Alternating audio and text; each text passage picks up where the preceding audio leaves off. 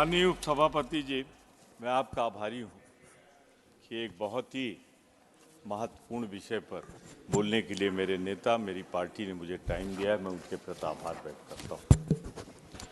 माननीय, इस मुद्दे पर मैं ये स्पष्ट करना चाहता हूँ कि मैं उत्तर प्रदेश का रहने वाला हूँ, उत्तर प्रदेश में भी अवध का रहने वाला हूँ और अवध में भी फैजाबाद तत्कालीन अब अयोध्या का रहने वाला हूँ और मैंने इसे बहुत करीब से देखा है।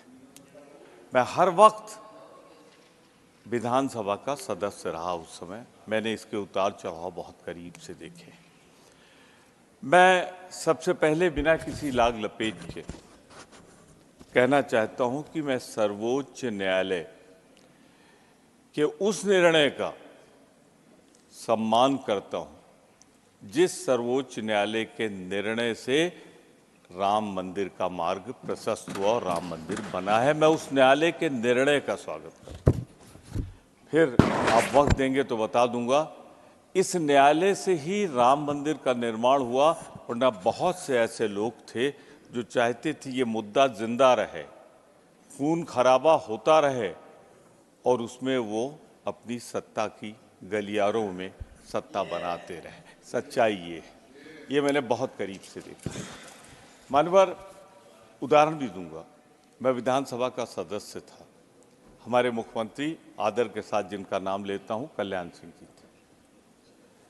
जब उनकी विधानसभा बन गई, मुख्यमंत्री हो गए, तो मैंने उनसे पूछा कि आप तो कहते थे, वो एक नारा था उस समय लगता था बड़ी श्रद्धा के साथ, रामलला हम आएंगे, मंदिर वहीं बनाएंगे। तो कल्याण सिंह जी आप तो पहुंच गए, अब कब बनेगा? कल जब केंद्र की सरकार बन जाएगी। केंद्र भी बन गई तो मैंने उनसे पूछा तो बोले कि बाद में बताएंगे। और ये सब विधानसभा की कार्रवाई में अंकित है, तो इसलिए इधर उधर नहीं किया जा सकता। तो सच्चाई तो ये है, दृढ़ता से कहता हूं, अगर राम मंदिर बना है तो सर्वोच्च न्यायालय के निर्णय से बना है, जिसका मैं सम्मान करता हूं।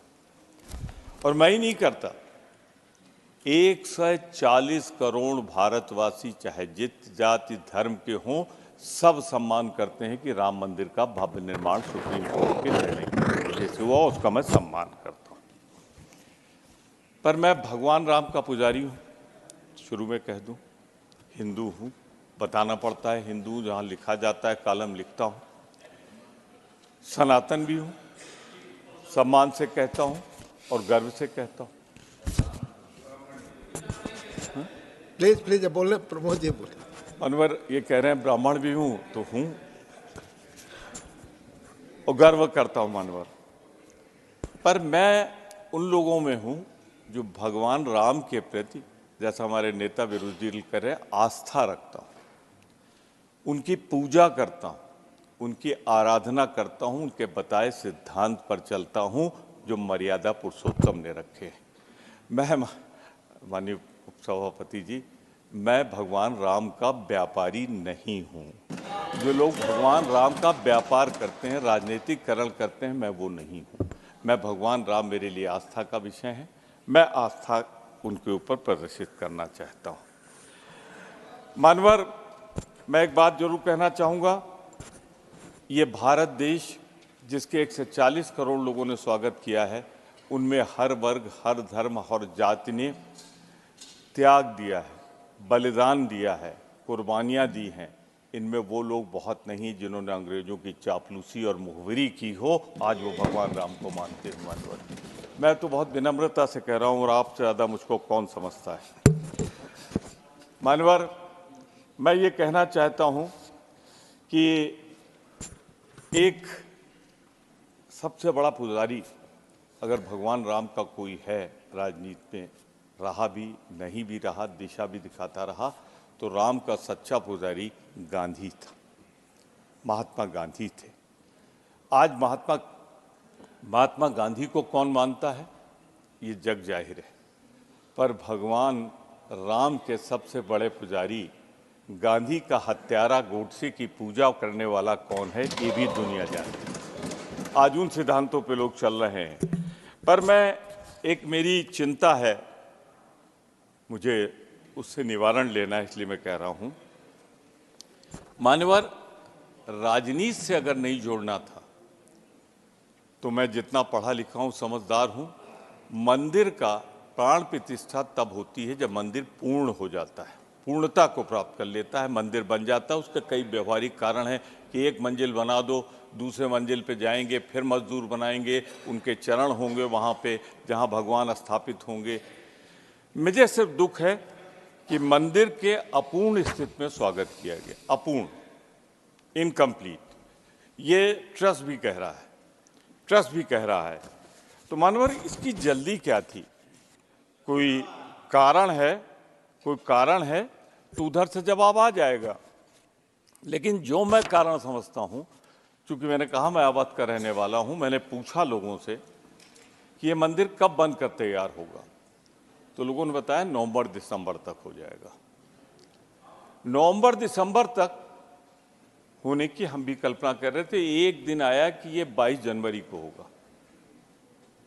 मैं अचंभित हो गया कि सब कुछ मुमकिन है, कोई है अगर तो शायद कोई तकनीक आई होगी कि पूरा भव्य राम मंदिर जो नक्शा दिखाया जा रहा है, मैं अपने सबूत में भगवान राम के भव्य मंदिर का नक्शा आपको दिखाता हूँ। क्या वो पूर्ण है? क्या पूर्ण मंदिर का प्राण प्रतिष्ठा करके पूरे भारत देश को खतरे में नहीं डाला गया? अगर हिंदू धर्म मानते हैं, लोग कहते हैं अपूर्ण मंदिर की पूजा कर लो, तो वो पूरे समाज के लिए पीड़ादायक होता है, दुखदायक होता है। मैं इसे इससे नहीं जोड़ता कि जिस दिन उन्होंने किया उसी दिन दिल्ली में भूकंप आया था, मैं इससे नहीं जोड़ता उसको। फिर भी लोग तो कहते ही। पर मैं एक बात जरूर कहना चाहता हूँ, मानवर, हिंदू होने के नाते हम सब मंदिर में नहीं जा पाते तो वो बाहर से ध्वजा को प्रणाम कर लेते हैं, जो ध्वजा होती है, आप भी करते होंगे। लेकिन इस मंदिर की ध्वजा कहाँ है? मानवर, ध्वजा इसलिए नहीं है कि कलश होता तो ध्वजा होती। बिना कलश के निर्माण कर लिया। तो मैंने कुछ पूछा, गांव वालों से, ज्यादा पढ़े लिखे नहीं थे, भैया ये काहे अपूर्ण मंदिर का उद्घाटन हुआ? ये अवध की बात कर रहा हूं। तो मुझे जवाब ये दिया गया, स्लिप पढ़िएगा नहीं, मैं जानता हूं क्या है।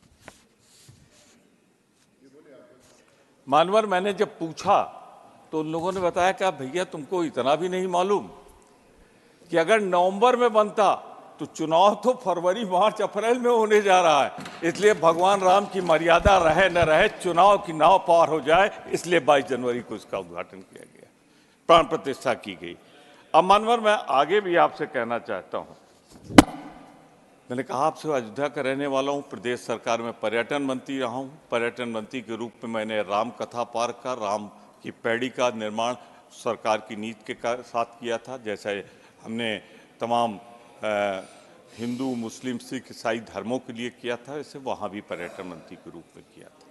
मानवर, मैंने सैकड़ों बार जाके मंदिर के दर्शन किए, जहाँ मूर्ति रखी थी दर्शन किए थे। वारे भगवान राम के पुजारियों, सपने इतने दिखाए और मंदिर बनवाया ले जाकर सैकड़ों मीटर दूर, राम जन्मभूमि पे नहीं बनवाया आपने। ये मैं आपके माध्यम से सदन की कार्रवाई मिलाना चाहता हूँ। और है, एक टीम बना दीजिए, चली जाए सदस्यों की, और मौका देख कर आ जाए। राम मंदिर जहां बना है वो जन्मस्थान नहीं, जन्मस्थान से दूर बना, ऑल पार्टी रहे। चलिए मानवर, ये भी हो गया। अब तो मैं आपसे ये कहना चाहता हूं कि बड़ी चर्चा हो रही कि जैसे पहली बार हवाई जहाज वहां गया, निसंदेह अंतर्राष्ट्रीय, राष्ट्रीय उसका विकास हुआ। मैं नागरिक उड्डयन मंत्री के रूप में पहला हवाई जहाज मैंने अपना उतारा था अयोध्या में, जिसका विस्तारीकरण, पर हमारा ये था कि सभी जगह होना चाहिए, इसीलिए देवा शरीफ में, लखनऊ का किया, कई जगह किया। मानवर, मैं एक बात और आपसे कहना चाहता हूं बहुत ही विनम्रता के साथ, इसमें बार बार जो भगवान राम की मर्यादा भंग की जा रही है ना, कहीं कार्रवाई क्यों हो रही है? आज के बाद कोई कार्रवाई नहीं होगी, उसके बाद चुनाव होगा। सब कुछ तो आप समझदार हैं, समझ रहे हैं, पर बोल नहीं रहे हैं, इसलिए कि आपको बोलना नहीं चाहिए। मैं बोल सकता हूँ इसलिए बोल रहा हूँ। आखिरी एजेंडा क्या है आज का, चुनाव के पहले का? राम मंदिर। तो राजनीतिकरण जो लोग कर रहे हैं, भगवान, मर्यादा रामपुर से एक ही विनती करता हूँ, जिन्होंने पूजा की, हमारा टाइम है, मेरी पार्टी है, मेरा टाइम है। तो आपके पार्टी है? ठीक है, मैं एक्सटेंड करूं। मानवर सिर्फ इतना कहना चाहता हूं, हे भगवान मर्यादा पुरुषोत्तम, उन गोडसे के पुजारियों को माफ कर देना जिन्होंने गांधी की हत्या की है। नहीं, अभी बोलूंगा मैं, अभी बोलूंगा उनकी तरफ। आपका समय पूर्ण हो गया। आपकी नहीं, पार्टी मेरा के समय दूसरे तो अब वक्ता का शुरू समय होगा जाएगा। 24 के बाद। मानवर एक बात मैं और कहना चाहता हूं आपसे विनम्रता पूर्वक। राम मंदिर पे ऐसा भ्रम पैदा किया कि न जाए लोग। राम मंदिर 22 जनवरी को भी बहुत से लोग गए। मैं तो कई बार गया हूं, जाता भी रहूंगा, किसी को रोका भी नहीं गया, लेकिन एक भ्रम फैला दिया गया। पर एक चीज कहना चाह रहा था, फिर वही हिंदू होने के नाते और ब्राह्मण होने के नाते वो भी अवध के कह रहा हूं। उसकी पूजा करनी थी, प्राण प्रतिष्ठा करनी थी, तो पुरोहित लोग करते, पुजारी करते।